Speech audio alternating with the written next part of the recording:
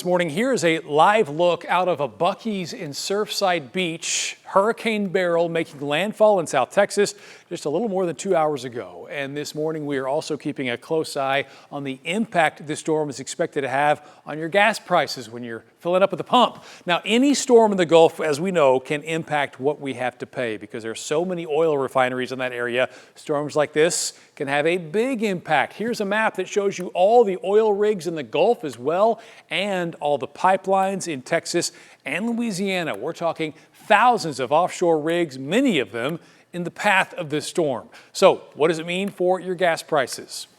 So it's a question of, will there actually be an interruption in crude shipments in the Houston Ship Channel and therefore into the United States?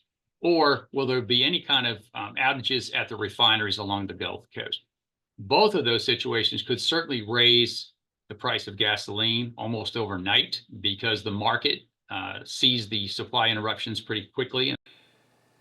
That's Tom Sang, who is assistant professor of energy finance at TCU, who says that we really need to watch two things during this storm: if winds cause any damage to offshore oil platforms and if flooding forces any refineries to shut down. Both of those can have big impacts. We've certainly seen that happen in Houston before, but we likely will not know just how big Beryl's impact is until later on today. Of course, with all that in mind, we want to show you how the gas prices look this morning. We did check overnight. The statewide average for a gallon of regular unleaded, $3.09. That is down 2 cents from last week. Of course, we'll keep a close eye on these prices over the next 24 hours.